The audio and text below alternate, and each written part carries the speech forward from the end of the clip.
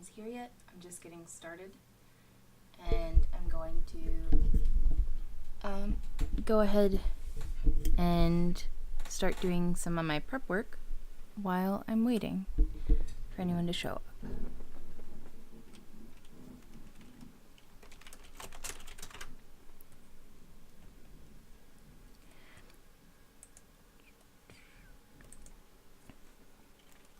Things that I need to answer in this episode. What are values? What is perception? And what are stereotypes? Of course, where do we see values scented in game?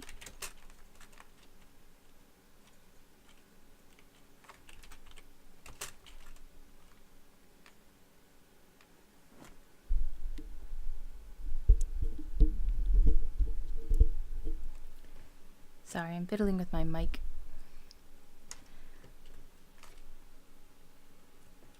Let's see.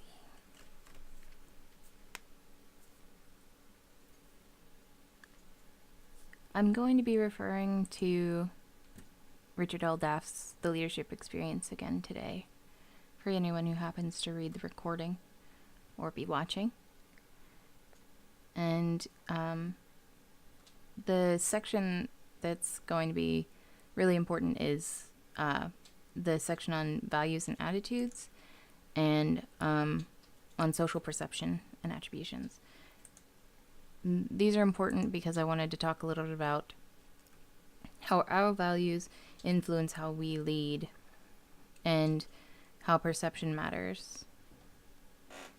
And perception covers a lot of different things, but primarily how you see yourself and how you see others, and how you use that to define both yourself and others.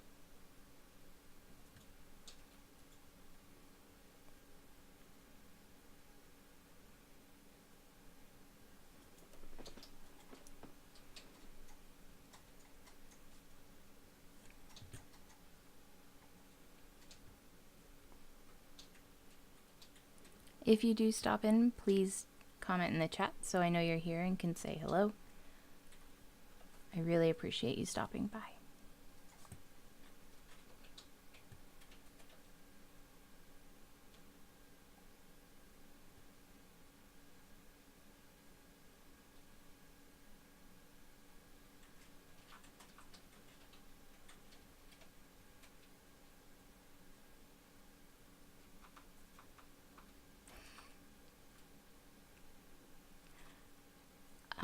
So in chat, I want to welcome Bob the Icicle, who is John Sheldon, my husband and business partner, who does the producing and a lot of the support with script work and development of the show.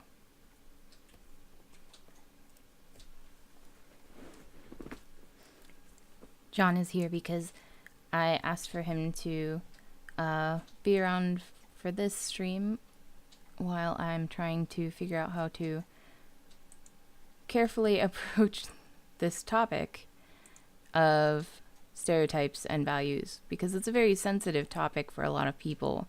Everybody has kind of their own ideas of how these things work. And some people see stereotypes as valuable, some people see them as really terrible and toxic. I personally see it as somewhere in the middle, leaning towards they're not great, but there are sometimes useful purposes for stereotypes. I just think a lot of the time they have a risk to fail. So we're going to look at the definitions that Daft presents for values, which I'll put in here in a comment for John, because that's how John knows what to put on the screen, which I think I've talked about before. So the definition by Daft for values is fundamental beliefs that an individual considers to be important, that are relatively stable over time, and that have an impact on attitudes and behavior. So pretty much everyone has values, and that's part of why it's important to look at them in regards to leadership, because if everyone has something, it affects how everyone behaves. You can't have, a kind of a universal thing. And values aren't necessarily always a good thing. Sometimes they're, just a neutral thing where it's like, I care about making sure that I have a solid meal every day.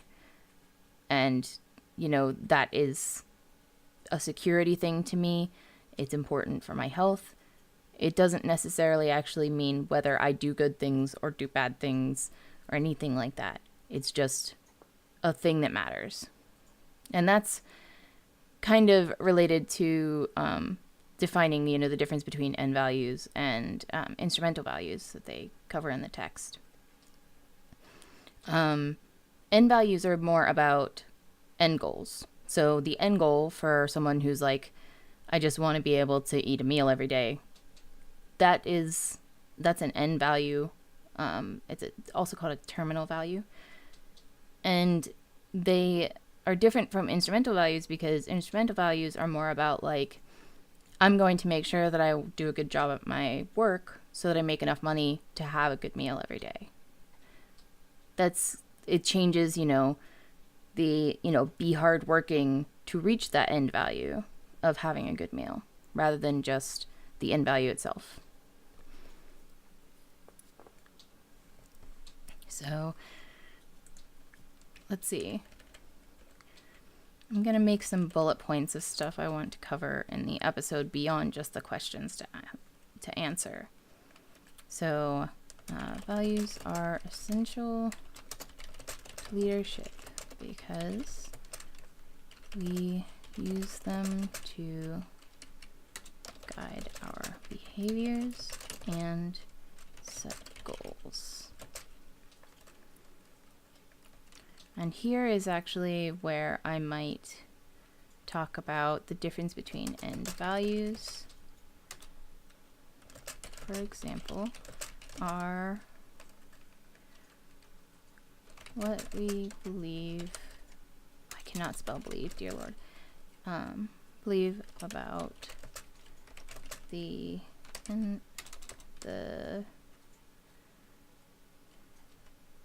final results, goals, outcomes, or achievements.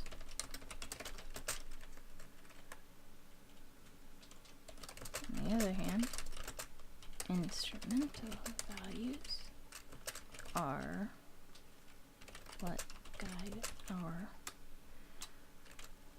are what help us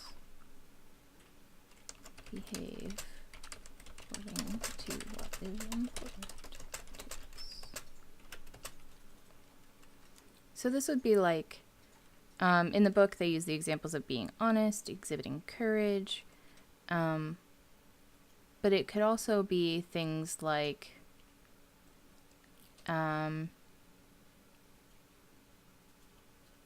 sticking to rules, like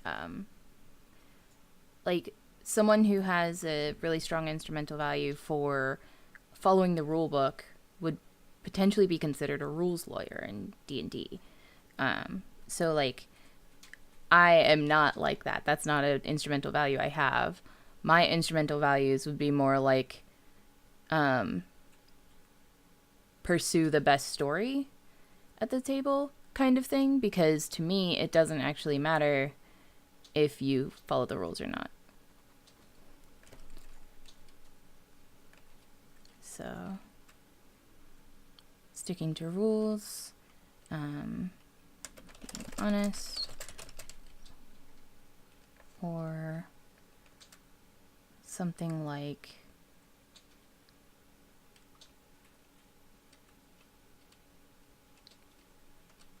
staying true to your identity.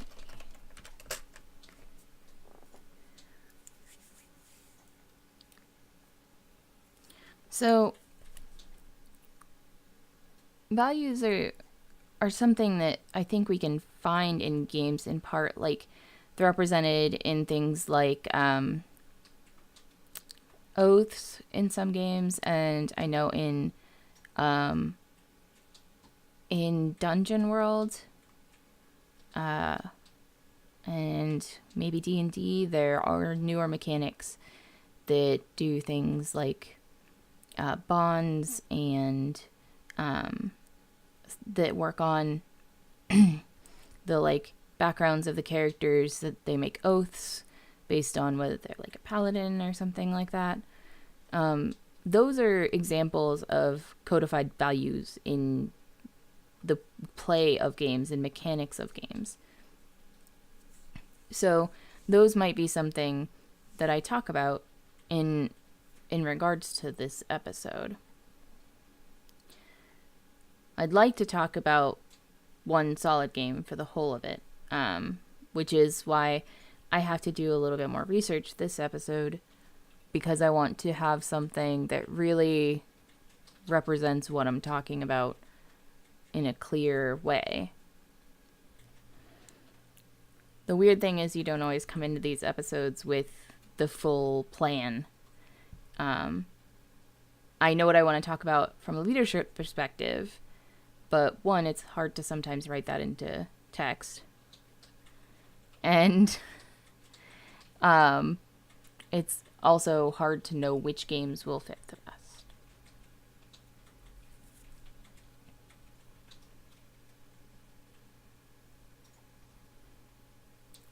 So John's popped into the chat, and he has asked this the same question he asks every time we do script editing, and that is, what question are we answering for the audience, and how can we focus that down?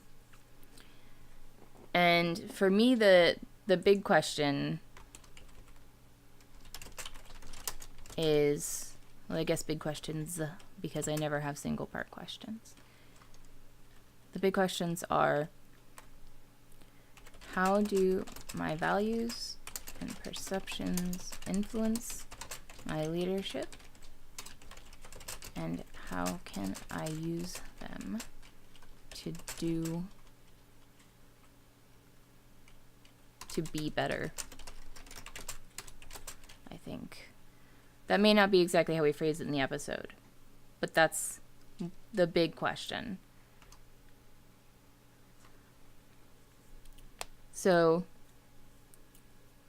it's kind of, for me, easy to look at how values and perceptions influence leadership because I've studied it and I've seen it in real life. And I think that's going to be a harder thing to actually explain to others.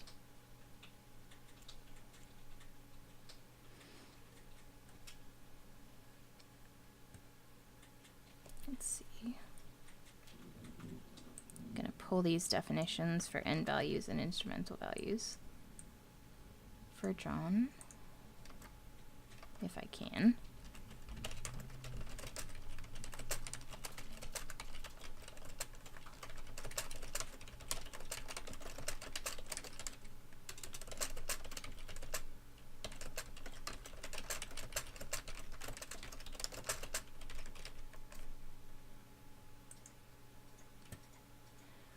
So maybe focus on paladins or similar classes with oaths and detect alignment type powers.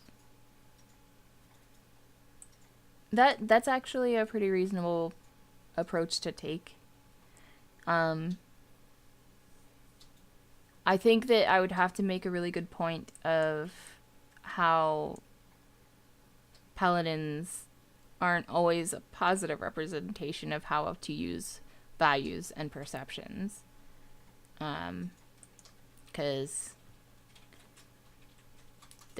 some of them just like kill anyone who's evil.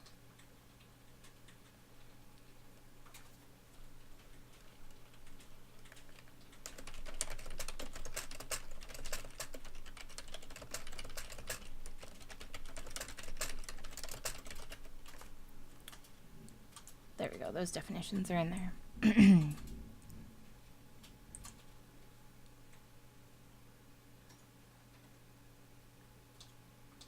Yeah, so with alignments in D&D, as John's noting in the chats, stereotypes are basically baked in. Um, and early D&D, like, there was a lot baked in the first place. Like, um, in some cases, there were assumptions in regards to gender, the way that dwarves were coded, in similar systems like that to be caricatures of Jewish people was a bad stereotype.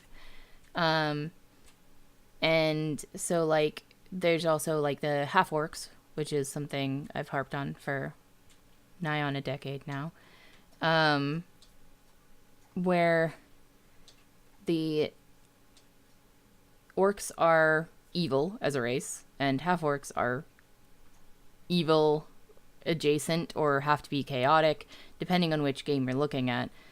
And there's actually text in the games about how people stereotype them negatively for being half orcs, whenever there's really no other justification for that. And I think that that's a fault that comes with a lot of games that have legacies and that build in things like alignment and fantasy racism and stuff like that. If it's part of the story, there's a risk that it will end up not working.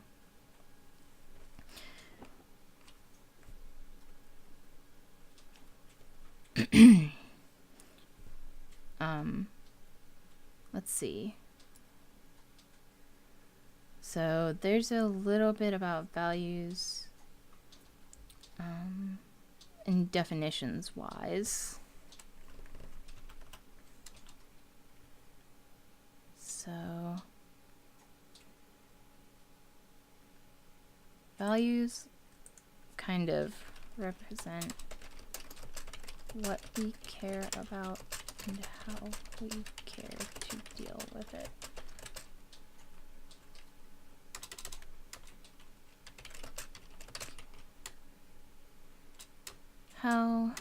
So values represent what we care about and how we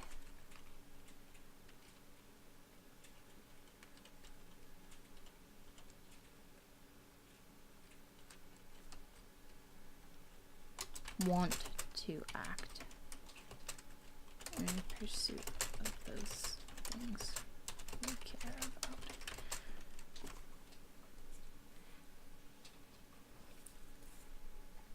So I need to brush up on D&D. But so this would be like a paladin in Dungeons and Dragons.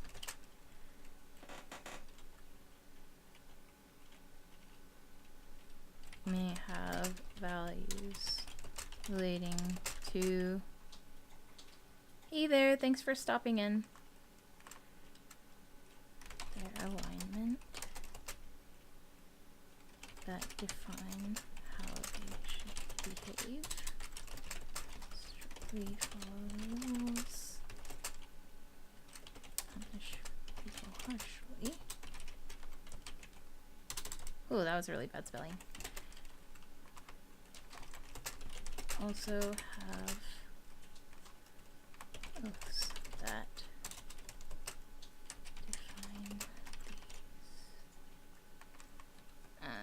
Relating to their alignment and oaths.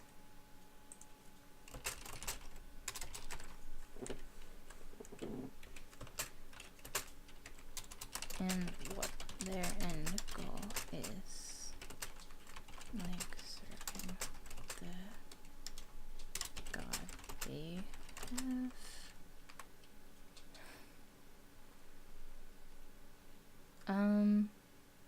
Sworn field with you?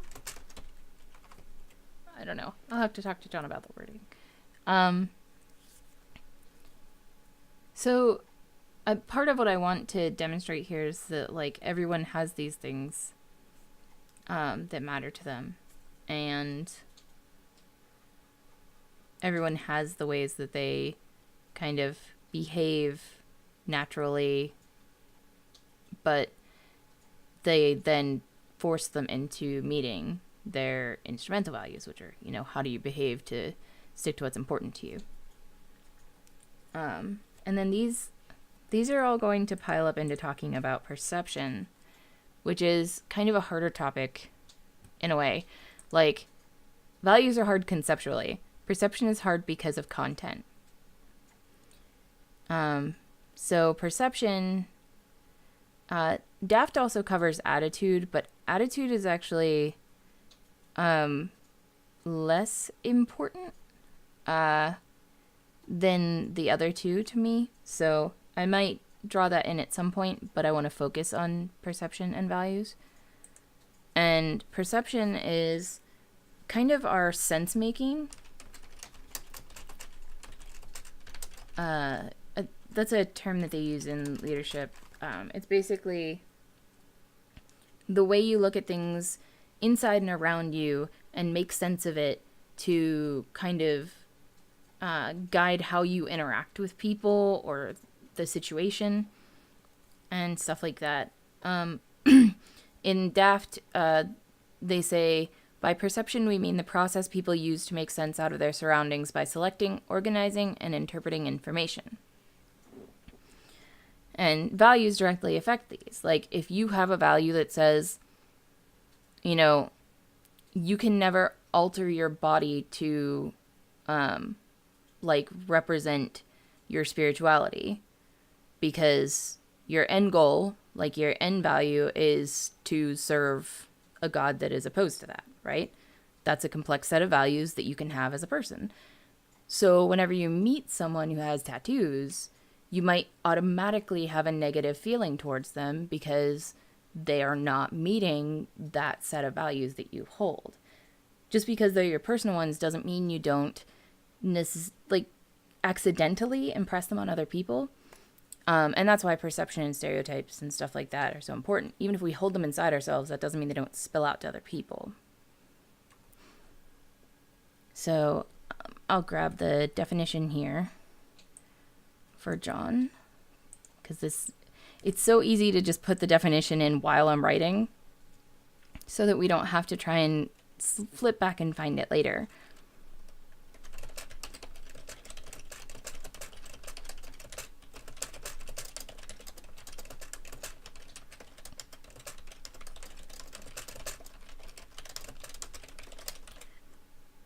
And I think it's really useful when John and I can work together through Google Docs and stuff, because he can work on it his computer, I can work on it my computer, we can work on it while we're watching TV. I don't think we're ever not working, unfortunately, but it's nice because we can think about this stuff all the time instead of just having to go to a special file on the computer that's locked or something like that, to one PC. Having shared files is, I think, the only way I can work anymore.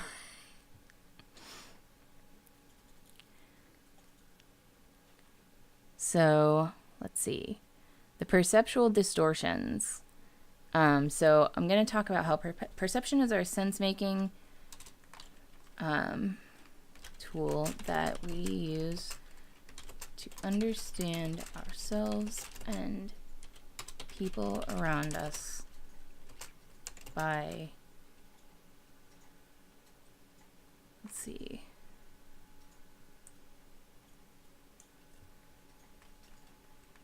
by kind of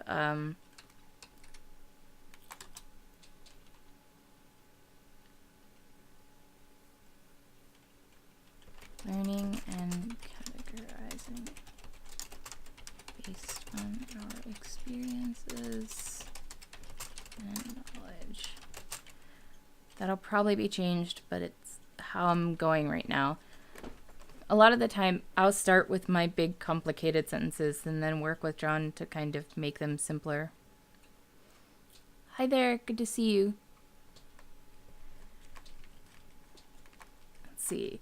So we'll want to talk about, I actually really like the halo effect, which we don't talk about much. And I think that's something I want to pull out for this episode. It actually applies pretty well to paladins, hilariously enough. So stereotyping, pretty much everybody knows about. Stereotyping is how we tend to assign individuals to groups or broad categories and then use like big generalizations about them. And so that's something that's going to be important to talk about in this episode because it's a huge problem negatively in a lot of environments, including games.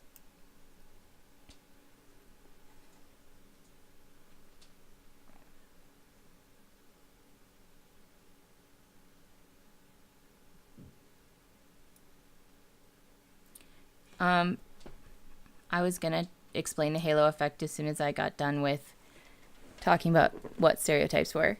But basically, the halo effect is whenever you see a person and kind of build a positive or negative impression based on one thing. So this would be like, this person,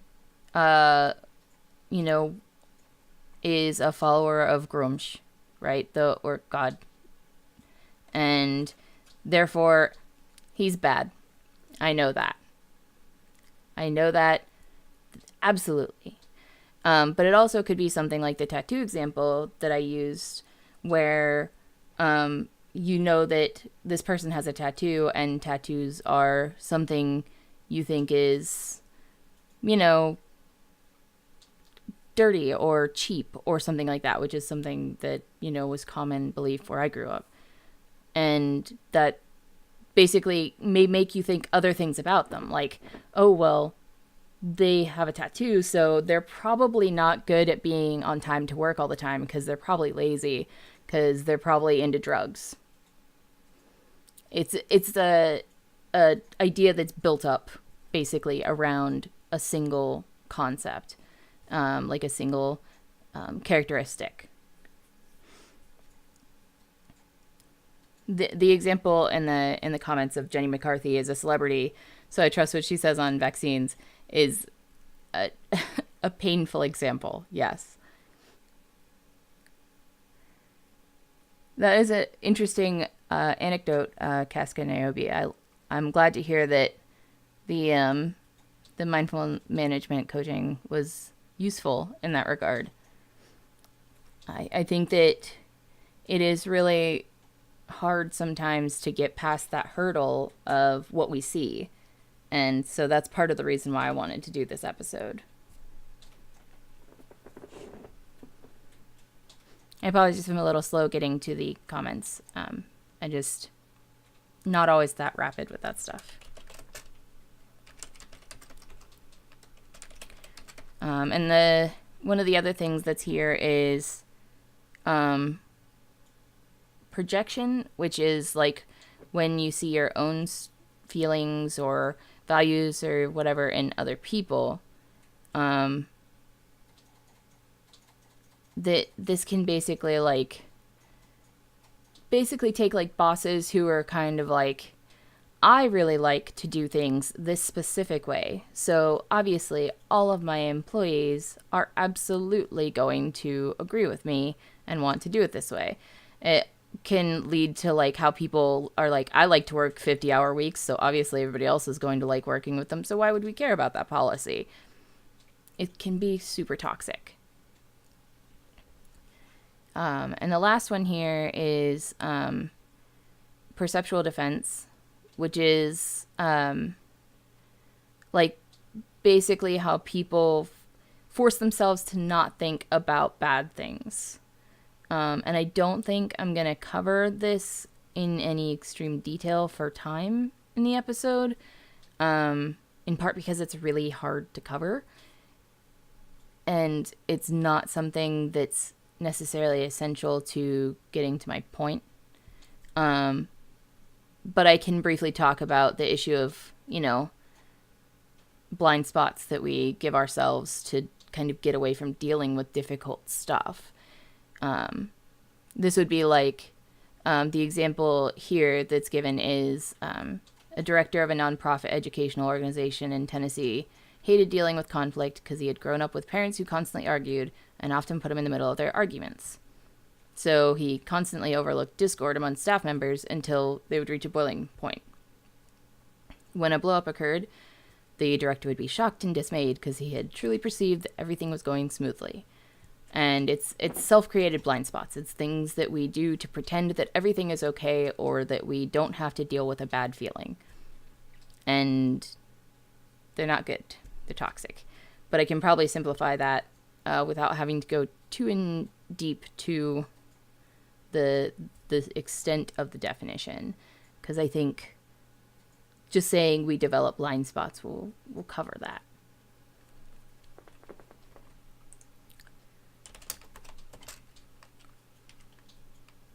And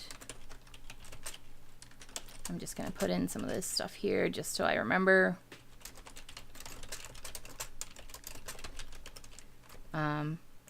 We have somehow plowed through to the half hour already.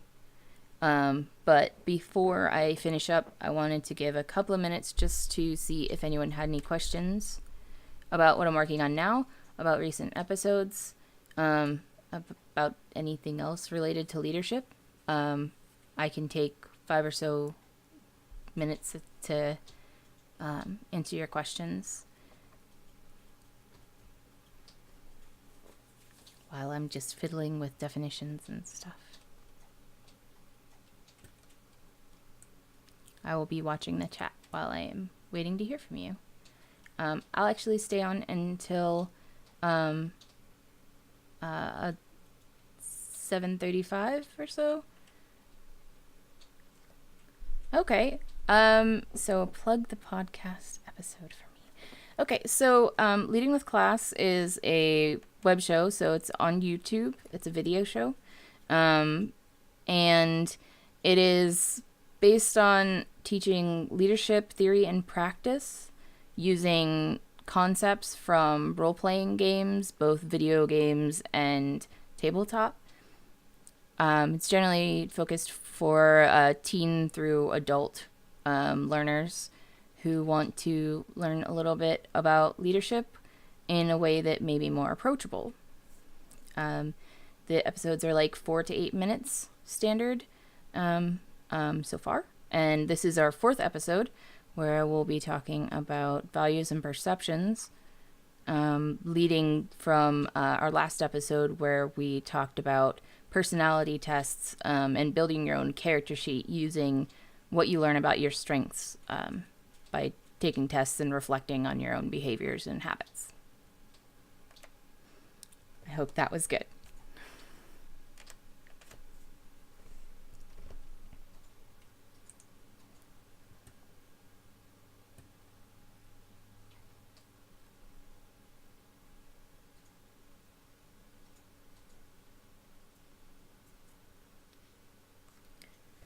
I'm really excited about it. I've been wanting to make this pretty much right after I started studying leadership at Duquesne, and I'm finally getting to do it, which is really great.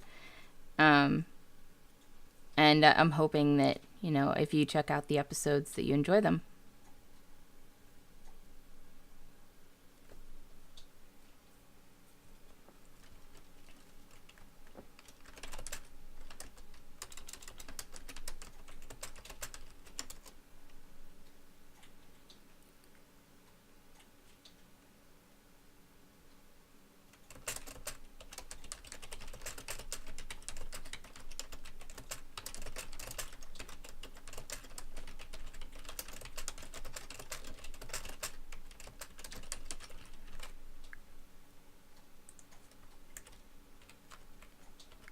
It's been really interesting doing the episodes and everything because I'm basically going over my own education because my instructor for my Introduction to Graduate Leadership class is Dr. Barbara Vidito, and she was really amazing. And she's the one who introduced me to the Daft textbook, which worked perfectly for setting up my stuff. And I'm just really like loving getting to kind of review everything I learned and share it with other people. Thank you very much. That's a really nice compliment.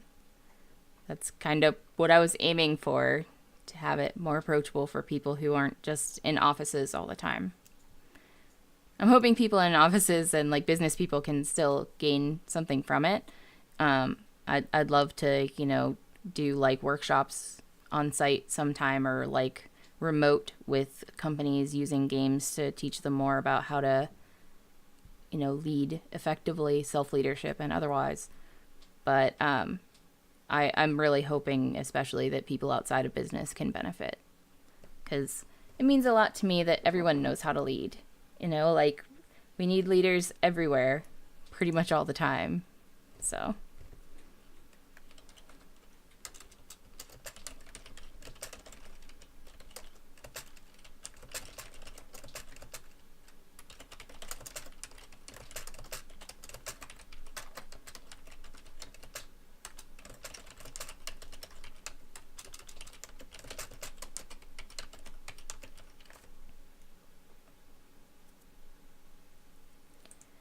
I'm sorry that you feel that you need to, hide your hobby. I mean, the stigma is reducing. It's taking time to do so, but it is getting better. Like, I talked about games at pretty much all of my workplaces, and people got over it um, pretty quickly, thank goodness. But feel free to share this with, anyone in your workplaces or anything. The videos are supposed to be, free for everyone to access. So, and it might be a good stepping stone for you to show people, like, here's someone talking about this stuff, and guess what? They're doing it through games. Aren't games cool? I've used that kind of thing before.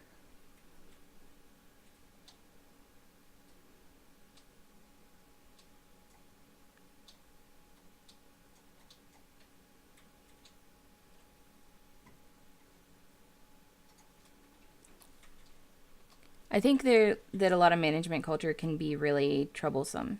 Um, I I know that we have need for a lot of things that are current, but I think change is always great. Um, it's very hard at times to convince people that leadership is something you should look at from a management culture perspective. At least modern forms of it. And so like stuff like gamification, as John mentioned, definitely is actually useful. Um, Gamification is becoming more positively perceived, which is great. And I think that it also buzzwordy enough still that people who aren't familiar with it are more willing to try it. Also, using role playing for negotiation and conflict resolution training is so good. Like, it is honestly completely underrated.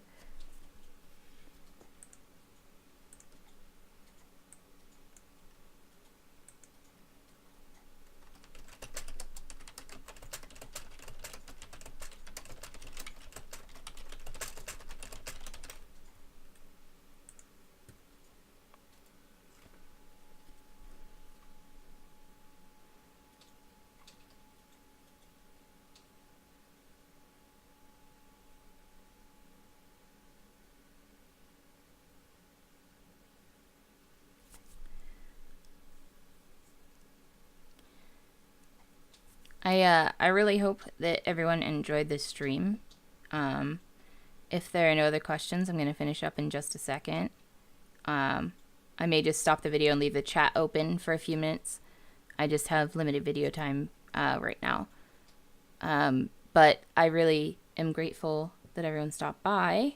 This is super great because I got to talk a little bit about what I'm doing for the episode, as well as, what Leading with Class is doing too. If you have any more questions, even after this, if you want to send an email to ask questions, you can send questions to leadingwithclass@gmail.com. You can also always comment on the YouTube videos, on the Patreon posts, and do consider supporting us on Patreon. It's patreon.com/leadingwithclass. I know I'm like the only person on the planet who still says / but just accept it. It's gonna happen. I will definitely tweet out the link. As soon as I'm done with this, I'm gonna share the link again to let people know they can watch the finished stream, and I will include the Patreon link. But yeah, I'm really excited. Getting out episode 3 was really cool because it was one of our first episodes to focus on one game system, and we got to bring in someone to talk about mechanics, which was really cool. So I'm hoping we get to do a lot more like that. But I'm going to go ahead and end the video stream now, but I will leave the chat open and kind of pay attention and respond to you all as you come in. Thank you so much for watching. I really, really appreciate it.